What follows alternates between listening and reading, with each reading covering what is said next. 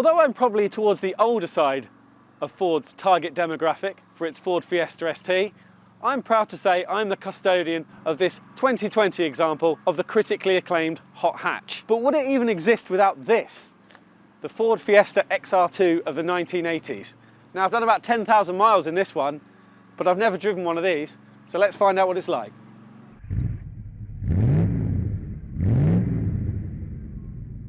But first, our friends at Lancaster Insurance are running monthly giveaways. You can win all sorts, from experience days to tools, restaurant vouchers and tech. So click the link below at the end of the video to enter their latest competition.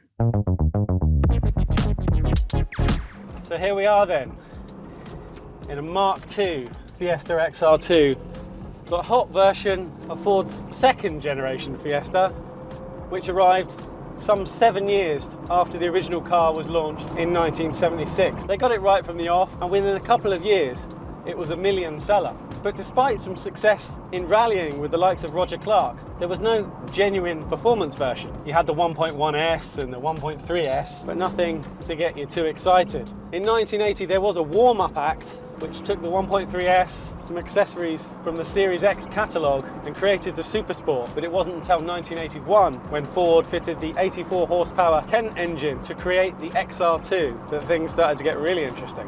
Now, that Mark 1 XR2 was a cracking looking car. Body kit, pepper pot wheels, round headlights. But Ford, this was the period where they stayed ahead of the game with little tweaks. And they were so good at it. They'd been doing it since the 60s. And although the Mark 1 Fiesta was still a strong seller in 1983, they came along with the Mark II version, smoothing things out in more ways than one. Rounder styling, but more important perhaps was the widening of the chassis legs in order to allow the fitment of the newest CVH engine and its 5-speed gearbox. Shortly after the launch of the Mark II, along came a new XR2, and it was fitted with the 1.6 litre CVH engine that we'd already seen in the XR3. Now, by this point, the XR3 had fuel injection, but for the XR2, it retained a carburettor. Nevertheless, it produced 96 horsepower, which was still some 12 more than the Mark I car. That made it good for 0 to 60 in around 9 seconds, and a top speed of 112 mile an hour. Not bad by 1984 standards.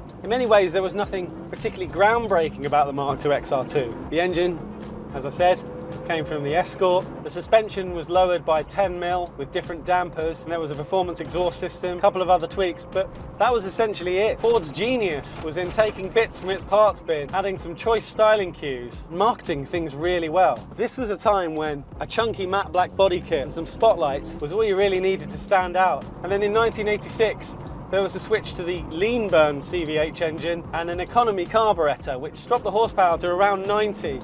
But then there were tweaks to the final drive to help make the acceleration a little bit more sparkly. As time progressed, the Fiesta's rivals, well, they got ahead of the game, didn't they?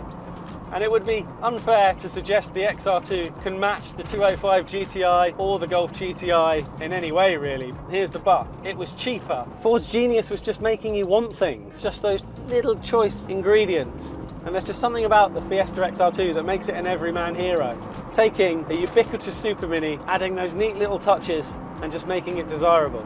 Now, in terms of driving, again, it doesn't hold a candle to its rivals, but that said, this car weighs 839 kilograms, and with more than 90 horsepower to play with, that makes it pretty zippy, pretty entertaining. I've been pleasantly surprised by how go-kart-like it feels.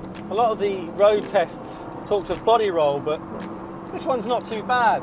It's not quite as poised as its contemporary rivals, but it's not tipping over. You can just enjoy it like a zippy little Fiesta XR2 should be enjoyed.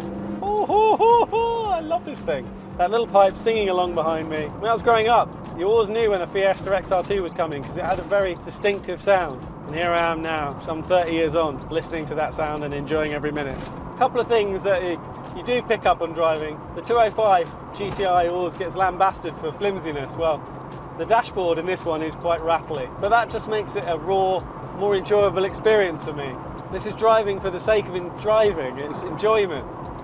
I mean, I've just got absolutely teamed past by a 320D, but when I go around this roundabout, I'm probably going to be having more fun than he is. Just a nice, fun, point and squirt machine with a Rorty exhaust. What's not to like?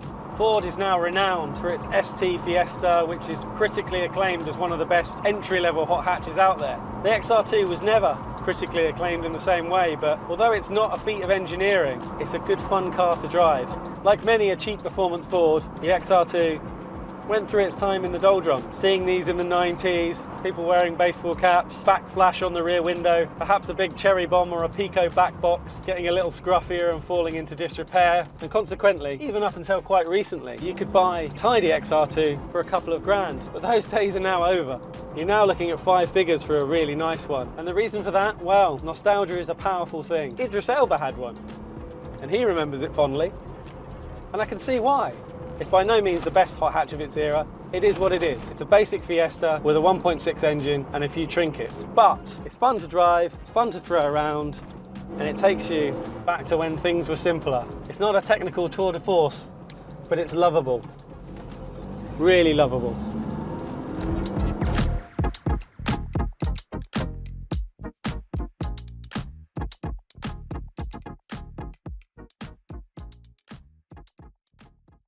This video is proudly sponsored by Lancaster Insurance. Give them a call on 01480 400 889 for an insurance quote on your classic car. And don't forget to click the link below to enter their latest competition.